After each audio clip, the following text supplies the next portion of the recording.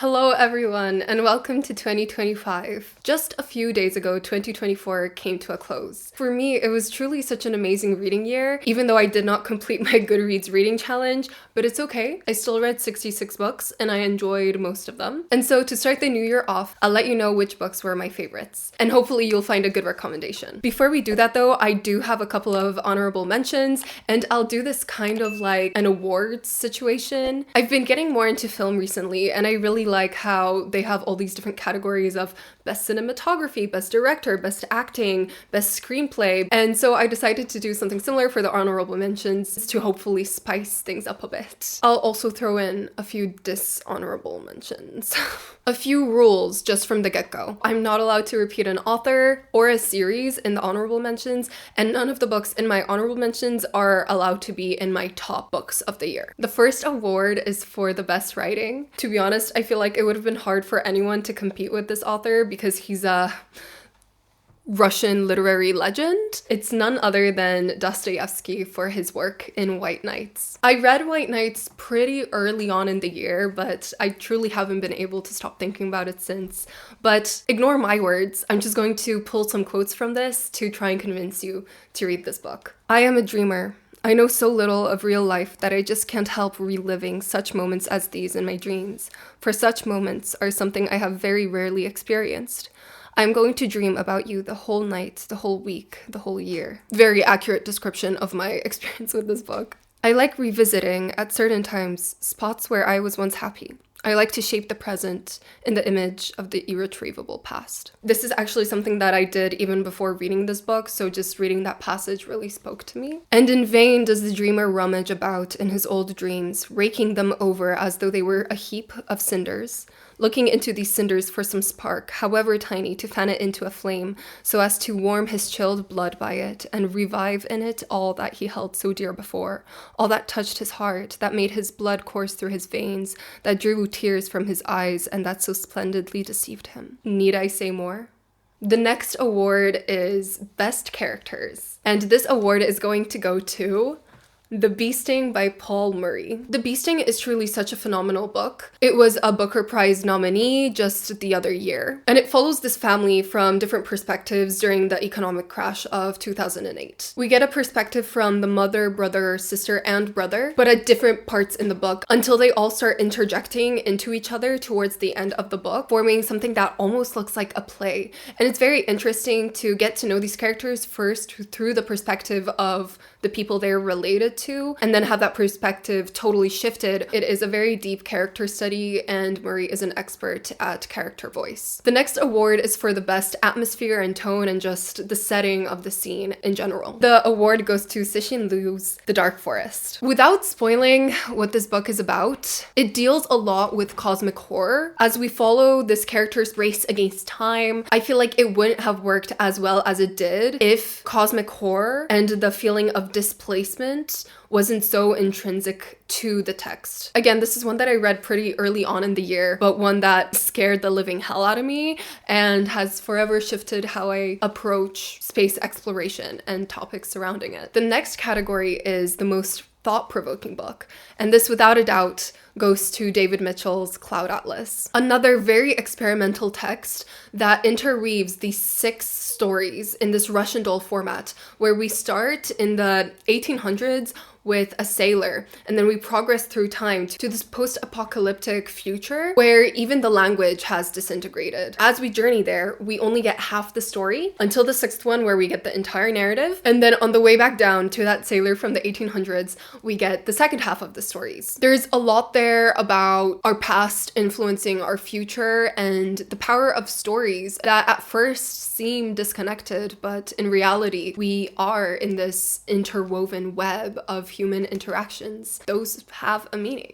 I thought it was a very beautiful book, very thought-provoking, and I highly recommend it. The next award is for the cover artists, and unfortunately I wasn't able to find the cover artist, so please, please, please, if you know who it is, or if you can find it, please let me know and I'll put it in the description, because I love this cover, and it's the cover for We by Yevgeny Zamyatin. I think this cover is perfect for what we actually find within the book. This book is like a precursor to Brave New World and 1984. And it's set in this dystopian future called the One State. When we start off, everything is very, very mathematical. And so I really, really love that this cover reflects this, with the human form being measured and separated with all these different diagrams and equations and measuring sticks that almost kind of insinuates that everything that there is to know about man can be figured out from equations. I just really think that it is so reflective of the way it is written. Next is the award for the biggest surprise of the year,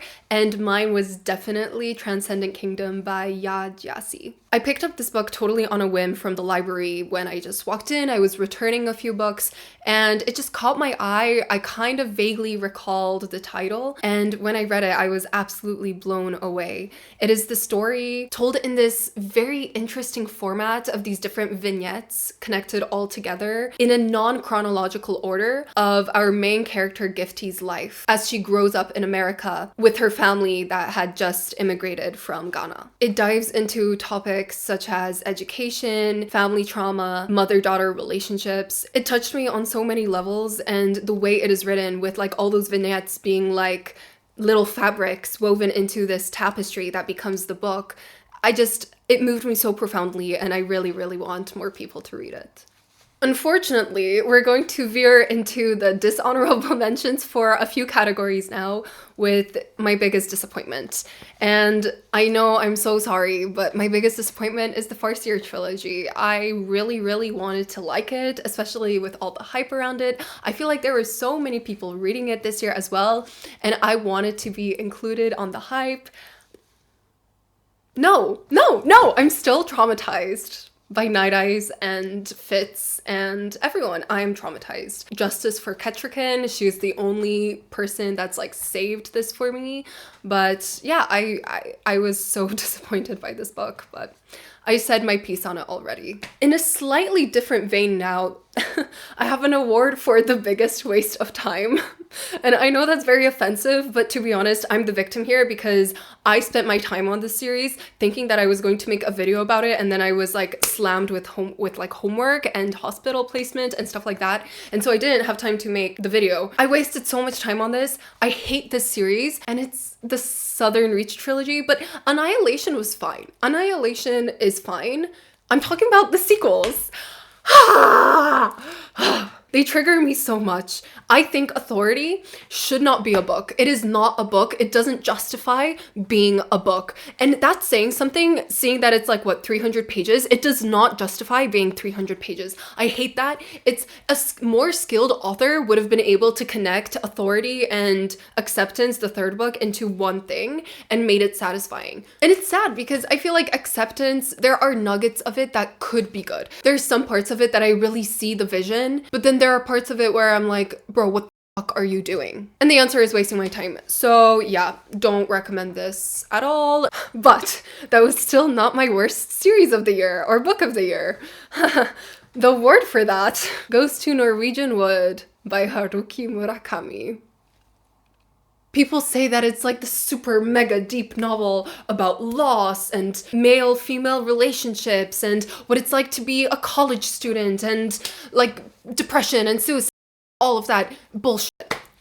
It is trash. It is offensive. Honestly, after I read this book, I didn't think that Murakami has ever talked to a woman before in his life. The way it treats talking about loss is disgusting to me. It over-sexualizes everything, and it feels disingenuous to the human experience.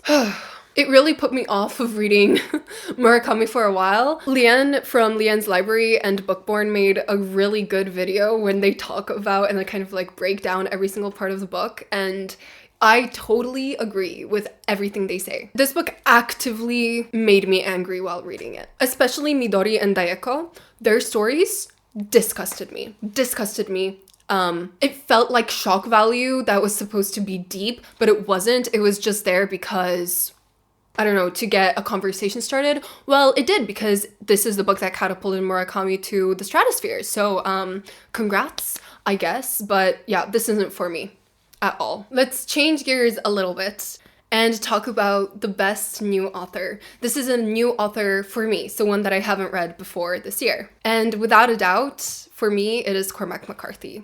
Now, I know that there have been some things that have come out about him recently. I'm going to save my thoughts on that for my next Cormac McCarthy video that I'm going to do within the coming months. But the gist of the matter is, I think he's a brilliant writer. And although having that extra context now around those books, especially a scene in No Country for Old Men, does change how I view them. But at the end of the day, he's an amazing writer. The way he captures the human experience and is able to convey it really touched something very profound. And ultimately, that makes him a new favorite author for me. However, there was one author that beat Cormac McCarthy for me, and it was my best author of the year, Joe Abercrombie. If someone dislikes my book, they are a fool. I love Joe Abercrombie's writing so much. It has really been a while since an author has spoken to me like Joe Abercrombie does. His characters and their voice is just unparalleled. The way he is able to capture all these different perspectives really moves me. And the central existential philosophy that I see in his work really speaks to me. And so I am so excited to read The Devils this year. I do have an arc, which I'm so excited to read soon, hopefully in January, but definitely no later than February because I just need to inject more of him into my veins. Yeah, Joe Abercrombie. In the words of Taylor Swift, king of my heart, body and soul and mind. With all those honorable mentions out of the way, let's get to my new favorite books of the year. I am very stingy when it comes to giving out 5 stars or 4.5 stars, and my rule for what constitutes a favorite book is 4.5 stars or more. Because I'm avoiding repeats in this list, this does mean that The Trouble with Peace, which was a 4.5 star for me, is knocked out of the list. But with that being said, there were 5 books that have reached the new favorite status for me. The first one was Pet Sematary by Stephen King. Pet Sematary follows the Creed family as they move into this house that's close to a highway. And right behind this house in the woods, there is a pet cemetery. I was actually really lucky because I was reading The Bee Sting at the same time as Pet Sematary, and the ending of The Bee Sting spoils what Pet Sematary is about. And I was so lucky that I finished Pet Sematary before because I would have been gutted if I knew what the entire twist was. And so I really recommend, if you can, to go into this book blind. But ultimately, it is the story of dealing with loss. Grief becomes the evil in the story. Although the first half of the story is a bit slower, it establishes a beautiful, very happy family unit wanting a new start until tragedy strikes. And then the question becomes, how far would you go to save the life of a loved one? It's a very grim story. It's a very scary story. I actually was so freaked that I was reading it during a lightning storm and I had to put the book down because it stressed me out so much. And I usually am not affected by books like that. And so this was really an odd experience for me, but I think it is brilliant. I think this and The Road by Cormac McCarthy are like the 2 books that like every parent should read because it's just so powerful. The 4th best book that I read this year was All the Pretty Horses by Cormac McCarthy. The book that changed my perspective on Westerns and made me realize what a powerful medium they can be. It is structured into 4 very distinct parts that parallel the very traditional hero's journey, but Cormac McCarthy is so good at using that framework to tell a very powerful story. It is simultaneously a romance, a critique of the justice system, loss of innocence, and a cultural shift from cowboy culture into the modern world of technology. It was an amazing book, and I will definitely be finishing the Border trilogy soon. In 3rd place, I have Funny Story by Emily Henry.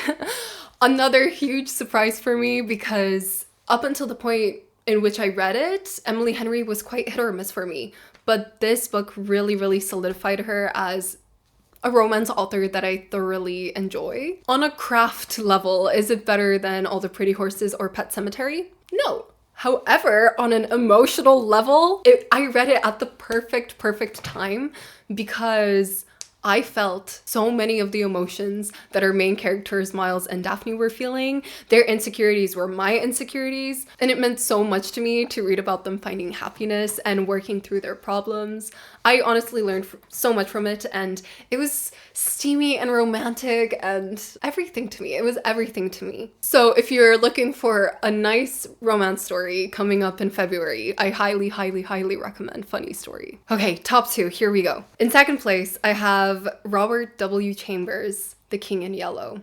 This is a collection of 4 short stories, including The Repair of Reputations, The Mask, In the Court of the Dragon, and The Yellow Sign. I do know that H.P. Lovecraft apparently expanded the mythos around The King in Yellow, but to be honest, I'm not that interested in that because I love what Chambers did. The King in Yellow captivated me to such an extent that I went like full on psycho crazy mode and started delving deep into like all the short stories and context around which Chamber based the work. And so I read works including An Inhabitant of Carcosa, Mask of the Red Death, and The Oval Portrait by Edgar Allan Poe, because I just couldn't get enough of The King in Yellow and understanding what moved Chambers to write this work. My personal favorite is the second short story called The Mask, which has this almost dreamlike quality to it, and it's all about art and science, love, obsession, and is almost picture of Dorian Gray-esque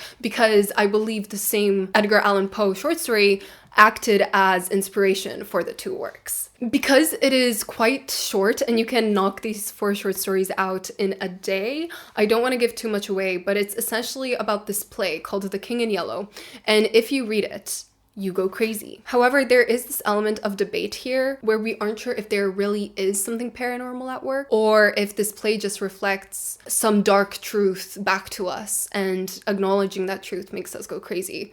Almost like the song The Stranger by Billy Joel, which I absolutely love as well. However, with all that being said, there was only one book this year that I gave 5 stars to. And this book was none other than The Wisdom of Crowds by Joe Abercrombie. I love this book. I love this book. I think it is the perfect conclusion to the Age of Madness trilogy. I love how he explores this concept of an idea in itself being like a weapon used against the populace, the dangers of revolution, how sometimes replacing the evil aristocrats doesn't result in anything better, kind of like Animal Farm, but this time inspired by the French Revolution. I also just want to highlight this one character called Savine. She has become a top 2 favorite female character for me because I just love how Abercrombie writes her. In this book, she weaponizes all these different definitions of what it means to be a woman, all these different interpretations of what is a woman, the woman as a mother, the woman as a seductress, the woman as a wife,